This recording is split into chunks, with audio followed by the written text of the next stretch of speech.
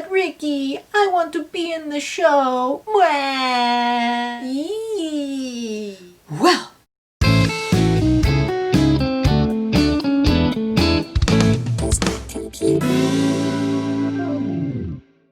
Hello and welcome. People often wonder how I can be someone who is not really good about feelings and emotions. Here is what the conversation looks like. I have problems understanding feelings and emotions. That does not make sense. You use a lot of words that relate to feelings, you get emotional, and you use a lot of facial expressions. We're going to get into why those three things do not mean that I am proficient at understanding feelings and emotions. Number one, you use a lot of words that relate to feelings. It appears that I'm fluent in using value language. I like this. I value this. This is valuable. This is the best. That sounds great. Using these words that represent value, like having a value towards something. And so I get it. I can use that language. And a lot of people can use that language. But I would argue that there's a difference between utilizing the language and really understanding the ideas behind the language. I might be able to understand how to use the language of Spanish, but when it comes to really understanding the nuances of that language, I'm not going to really understand it naturally. I can learn it, I can practice it, but on a very surface level, I'm going to be putting together these very rudimentary sentences and maybe not always using the correct structure. I'm able to use the language, but just not fluently. And that's really the key. Everyone can say and do everything, but when it comes to fluency, their depth of knowledge in something, that may differ. And that is definitely the case for me. I am definitely on the surface when it comes to understanding really what is going on with values and feelings and emotions. I'm not really getting any deeper into understanding naturally. The goal is to do that now because I'm aware of it. When I say surface level things, I'm referring to these very surface level things that I really can identify that I like. I like this particular kind of water bottle. I think if you asked anybody, they'd be able to produce some things that they like. But again, there it is floating on the surface. Now, when it comes to ideas that I value, they're kind of unconscious. It's like I have these values that I'm obviously living by, but I'm so unaware of them, it just becomes like just background. It's just happening, and I'm not really thinking through the values, the ideas, and that's where it's not good, because I could be valuing something that is not edifying to me or edifying to the people around me, and I may not even realize it. I think I know what I like, but I don't know all the important things. I should be developing an awareness around those bigger ticket items, and not just that everybody has their favorite jeans that they like to wear. Number two.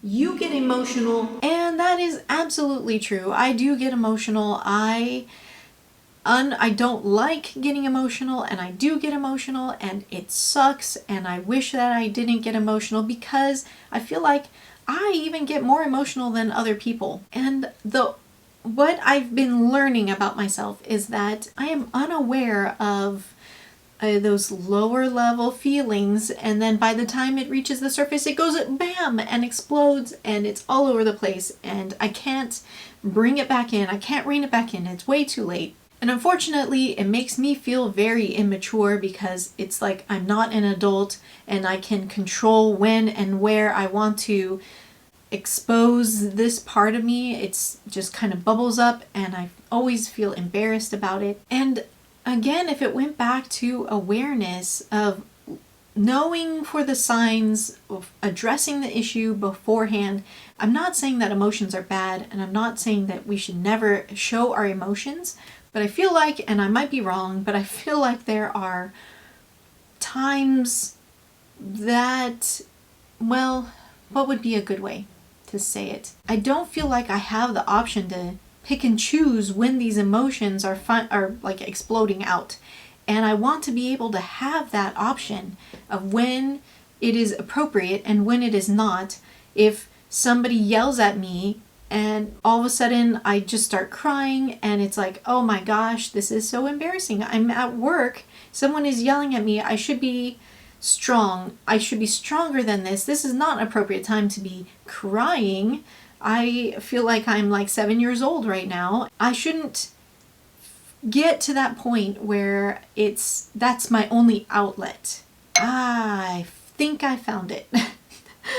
That shouldn't be my only outlet for relieving the pressure of the emotions. And I feel like that's where I'm at right now. It's like there's no other release valves for me to divert some of this energy elsewhere. It's just like I cannot control it at that point. So it's tied to unawareness of what I'm feeling at the time and just lack of strategy on how to release some of that emotional pressure that I'm feeling. And so I have no idea how to do that. Now, I saved the best for last. You use a lot of facial expressions. I feel like this is always taken as I'm one with my emotions, like I'm one with emotion and feelings are with me. I wish it was like that, but it is really not. But it exudes it. I'm gonna take you back to many years in the past when I was growing up. My dad really loved watching I Love Lucy. I learned a lot from her playbook because looking at her and how she was responding to her environment, I could easily tell what her emotional state was. It was super easy to identify when she was feeling sad, angry, happy. I would love for everybody to give me this information. I think I subconsciously thought that this is a great way for me to also show others what I'm feeling too, because this is something I needed to understand, and so I'm giving back what I think others need.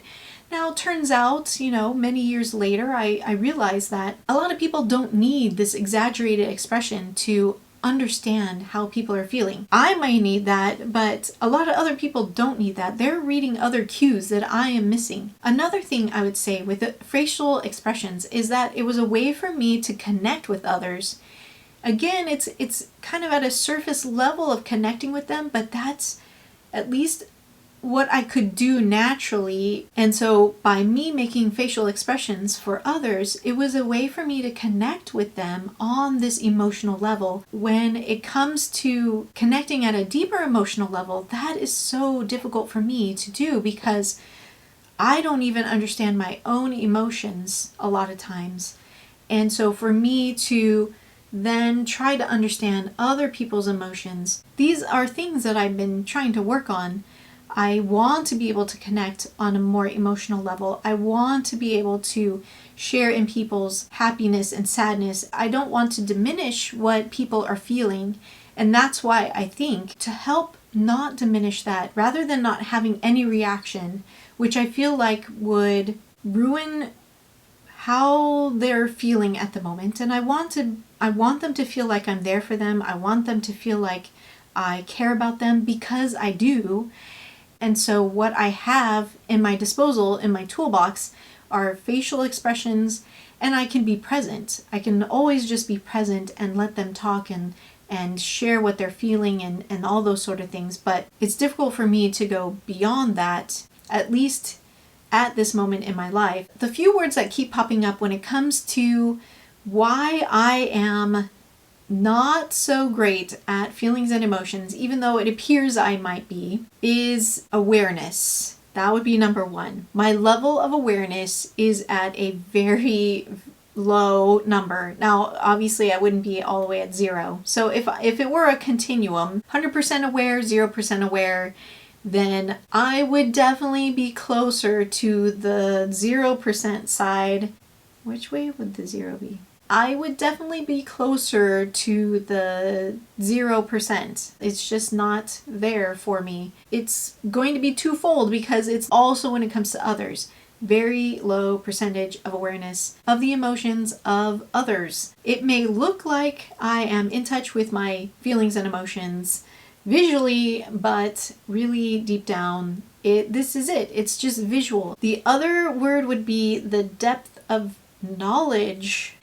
The depth of where I'm taking and understanding my feelings and emotions is not very deep. I'm, again, at that surface level. I'm much more comfortable when it comes to more of the logic and the reasons and just living in that area. Not only do I speak the language, but I understand more of the nuances when it comes to reasons and logic. And when it comes to feelings land, I am just a visitor. I can get by, I can ask where the bathroom is, but that's about it. So that is all that we have for today. And I hope that you join me next time when we look at something different. And with that, I will say goodbye.